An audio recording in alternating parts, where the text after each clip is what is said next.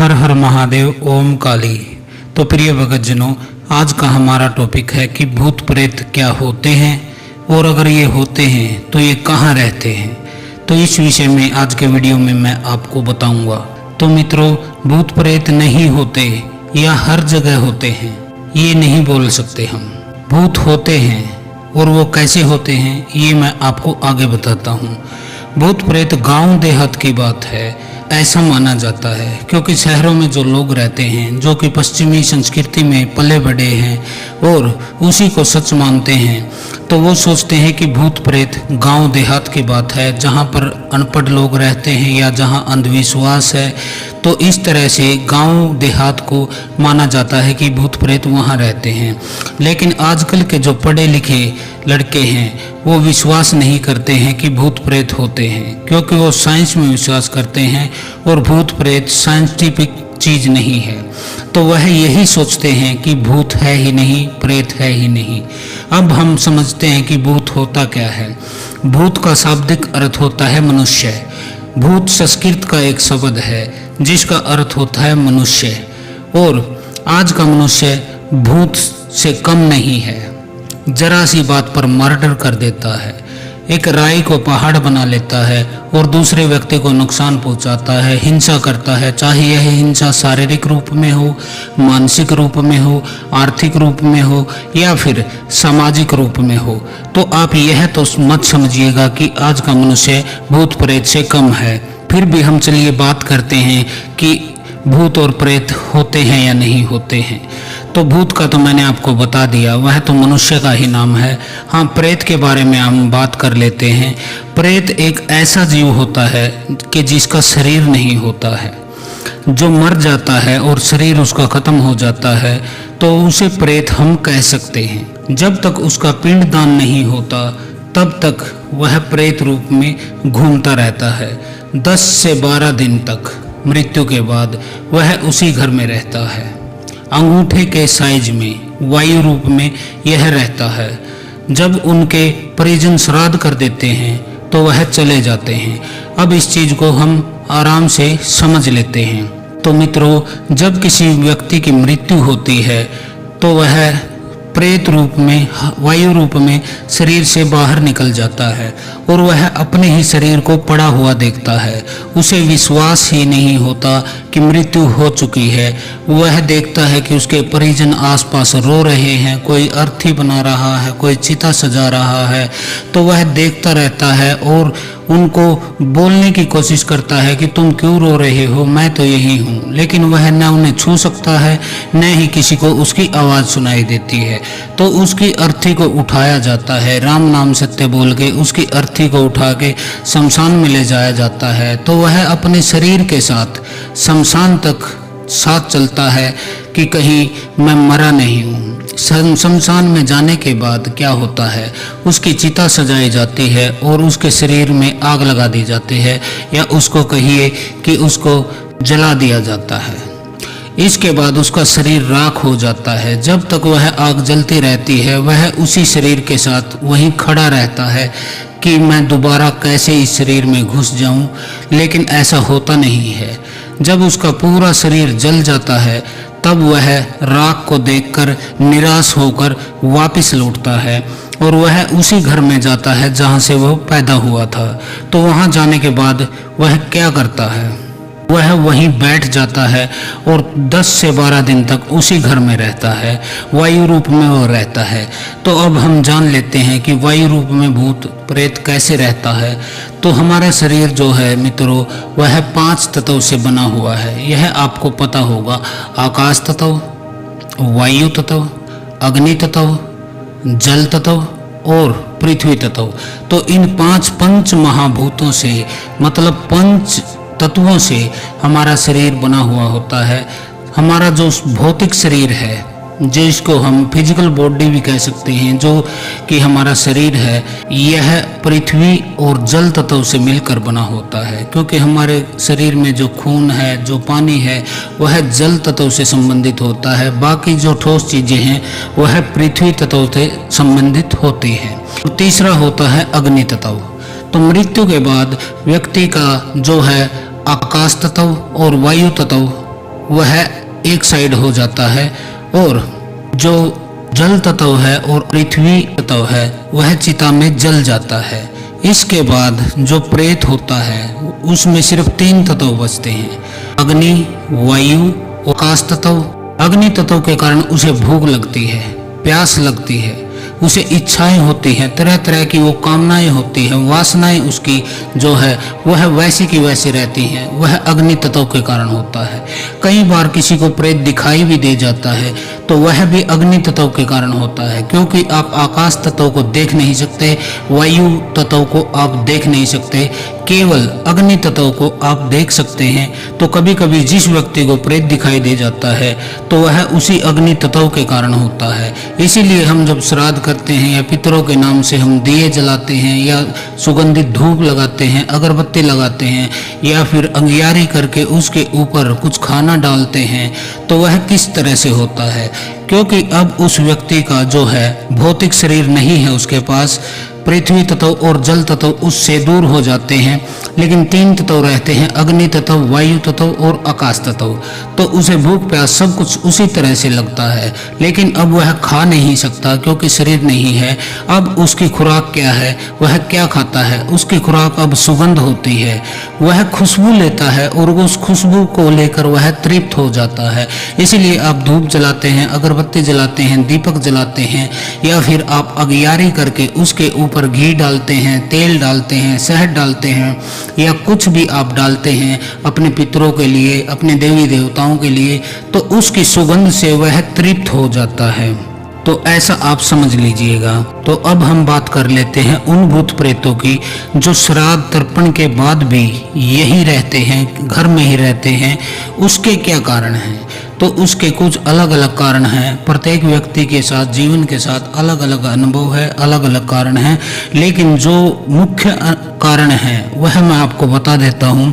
जो प्रेत होते हैं जो श्राद्ध और तर्पण के बाद भी कहीं नहीं जाते, उसी घर में वो डेरा डालकर बैठे रहते हैं, उनकी क्या क्या कारण होते हैं? तो पहला कारण होता है अधूरी इच्छा। वह अधूरी इच्छा किसी भी प्रकार की हो सकती है। वह धन से संबंधित हो सकती है, पद से संबंधित हो सकती है, सुंदर शरीर से, सुंदर स्त्री से संबंधित हो सकती है, या किसी सुंदर पुरुष को हासिल करने की जो इच्छा है वह हो सकती है, सोने की इच्छा हो सकती है। तो वह किसी भी तरह की इच्छा हो सकती है। जैसे कि हमारे इंसानों के अंदर इच्छाएं होती है, वह किसी से बदला लेने की इच्छा हो सकती है, किसी को दंड देने की इच्छा हो सकती है, या किसी के साथ इतना मोह हो जाए, कितनी ममता हो जाए कि वह परिवार के बगैर रह ही नहीं सकता था। तो उसका प्रेत भी परिवार के चक्कर काटता रहता है, वह जा नहीं पाता है अपनी अगली यात्रा पर। इसके अलावा कुछ लोग होते हैं कि जिनके घर में कोई मर जाता है, बेटा मर जाता है या कोई बेटी मर जाती है, जिससे कि परिवार बहुत ज़्यादा प्यार करता है, तो वह उसकी तस्वीर लगा के उसे याद करता रहता है, बार बार उसके लिए रोता रहता है। तो उन खिंचाव के कारण, उनके दुख को देखकर वह प्रेत घर से जा नहीं पाता है, क्योंकि वह वहीं रहता है और अपने परिजनों को जो उसको बार बार याद करते हैं उसके लिए दीपक भी जलाते हैं। कई लोग उसको भोग भी देने लग जाते हैं। तो फिर उनकी सेवा लगनी शुरू हो जाती है और वह प्रेत वहाँ से जा नहीं पाता, जबकि उसको आगे की यात्रा पर जाना था। उसकी मंजिल थी जो, वह थी परमात्मा की प्राप्ति, लेकिन वह प्रेत योनि में ही उलझ कर रह जाता है।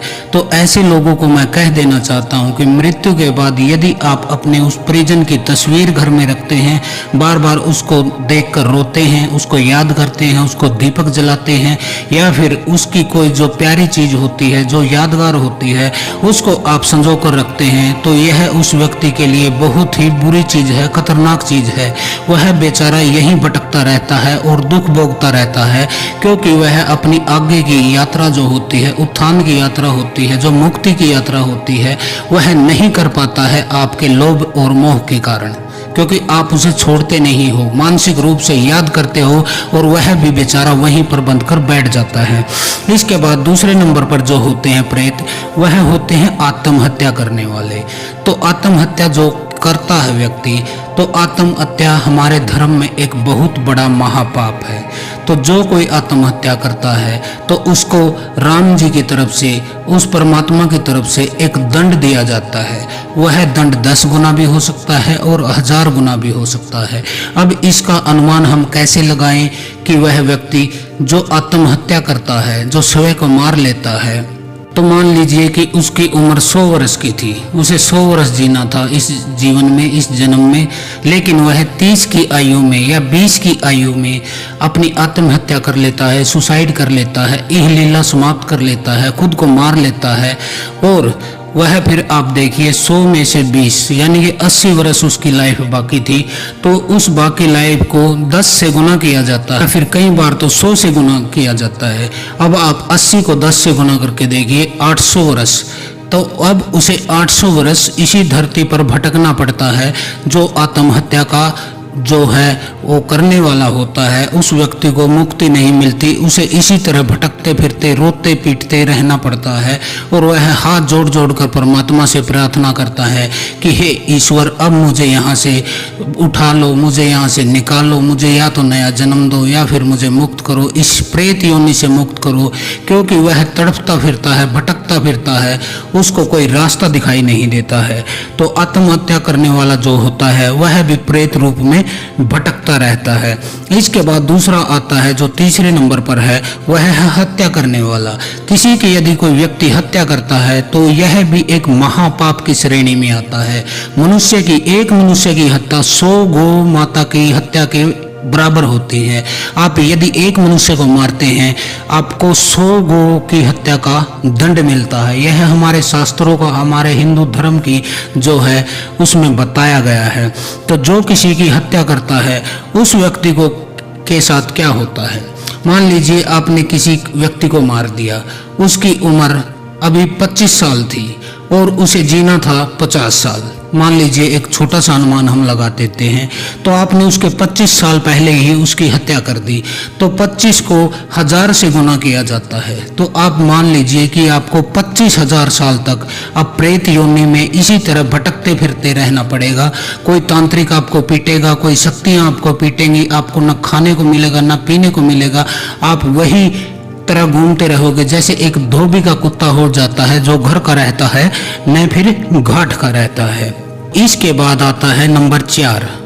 तो नंबर 4 में कौन लोग होते हैं, जो अकाल मृत्यु को प्राप्त हो जाते हैं।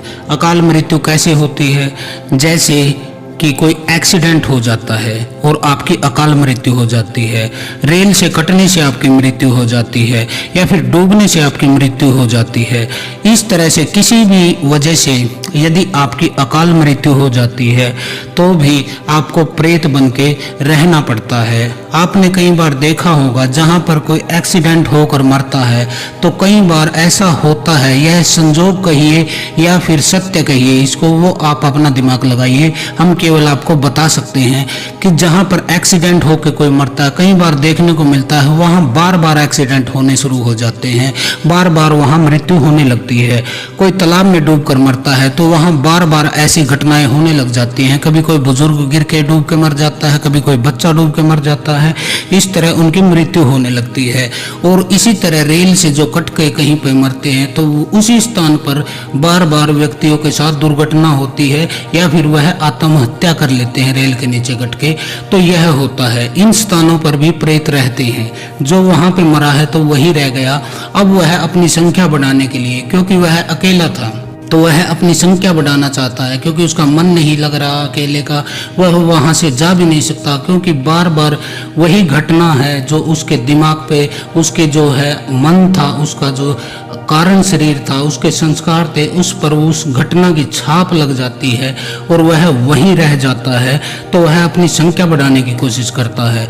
यह इंसान की फितरत है जो कि जीने के बाद या फिर मृत्यु के बाद या जीवन जीते हुए उसके अंदर यह रहती है। तो वह संख्या बढ़ाने लगता है। जैसे कि कोई राजनेता है, वह अपनी संख्या बढ़ाने लगता है कि मेरी पार्टी में इतने लोग हो जाएं, मेरे इतने फॉलोवर हो जाएं, हमारी पार्टी की जो है सदस्यता इतनी बढ़ जाए, बहुत बढ़ जाए। दूसरे होते हैं जैसे कोई गुरु होते हैं, सत्संग चलाते हैं, तो वो भी सोचते हैं कि हमारे जो अनुयायी हैं, हमारे जो फॉलोअर हैं, हमारे सत्संग में जिन्होंने नाम दान लिया है उनकी संख्या बढ़ जाए। तो यह प्रत्येक इंसान की फितरत होती है कि वह अपनी संख्या बढ़ाकर खुद को शक्तिशाली महसूस करता है कि अब हम 2 हैं तो 10 होंगे तो हम शक्तिशाली हो जाएंगे। तो इस तरह से मृत्यु के बाद भी उसका मन जो है संख्या बढ़ाने पर लगा रहता है। आपने देखा होगा कि कोई स्कूल खुलता है या कोई कॉलेज खुलता है तो वहाँ के टीचर घर घर जाकर बच्चों को बढ़ाने की कोशिश करते हैं, अपने स्कूल से जोड़ने की कोशिश करते हैं। तो यही जो स्थितियां होती हैं, मनुष्य के मन की जो कामनाएं होती हैं, जो वासनाएं होती हैं, वह मृत्यु के बाद भी उसके कारण शरीर से चिपकी रहती हैं, उसके सूक्ष्म शरीर से, क्योंकि मन साथ ही रहता है और इससे वह इंसानों जैसी हरकतें ही करता है। तो वह संख्या बढ़ाने की कोशिश में उसी स्थान पर दूसरे व्यक्तियों को भी मारता रहता है, वायु रूप में उनको अनियंत्रित कर देता है उनके मन को, और एक्सीडेंट कराकर उनको मार देता है। इसके बाद अगला जो है 5 नंबर पर है, कहते हैं कि बरगद, पीपल के पेड़ में, किसी खंडर में, किसी सुनसान रास्ते में, कहीं चौराहे पर, कहीं शमशान के आसपास, इन स्थानों पर भी भूत रहते हैं। तो यह भी हो सकता है, बिल्कुल हो सकता है, और ऐसा होता भी है, क्योंकि बरगद और पीपल के जो पेड़ हैं ये ऐसे पेड़ हैं जो दिन और रात दोनों समय ऑक्सीजन छोड़ते रहते हैं।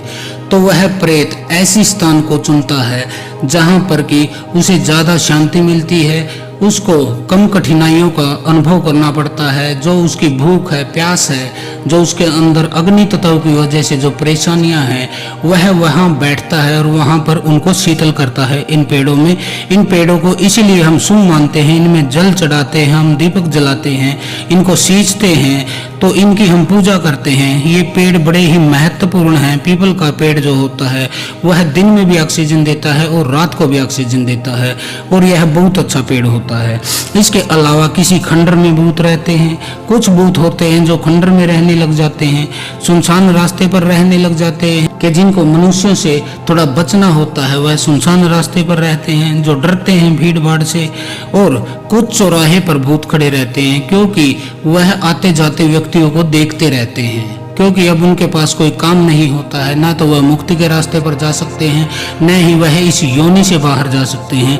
तो वह चौराहे पर खड़े रहने लगते हैं, निवास करने लगते हैं, क्योंकि वहाँ पर लोग कई बार उनको भोग वगैरह, प्रसाद वगैरह चढ़ा देते हैं चौराहे पर, जिससे कि वह अपनी तृप्ति भी कर लेते हैं, और चौराहे पर आते जाते व्यक्तियों को वह देखते रहते हैं। जैसे कोई जवानी की अवस्था में मरा है और उसके अंदर काम भावना जो जागृत है वह उसके साथ ही मृत्यु के बाद भी जुड़ी रहती है, वह सुंदर स्त्रियों के साथ लग जाता है चौराहे से।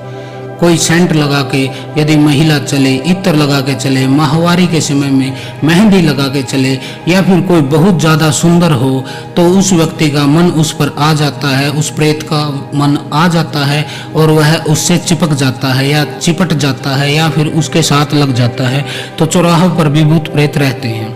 इसके अलावा शमशान के आसपास भी भूत प्रेत देखे जाते हैं, बताए जाते हैं। जो जानते हैं वो कहते हैं कि शमशान के पास जो भूत प्रेत रहते हैं वह इसलिए रहते हैं क्योंकि उनके मन के अंदर एक भावना रह जाती है मृत्यु के समय कि कौन मरेगा तो मैं यहाँ बैठ के उनको देखूंगा। तो शमशान के पास भी ऐसे रहते हैं। जो नया व्यक्ति आता है शमशान में जलाया जाता है तो वह उनसे मिलने लग जाता है, क्योंकि तब वो एक दूसरे से बात करने लग जाते हैं।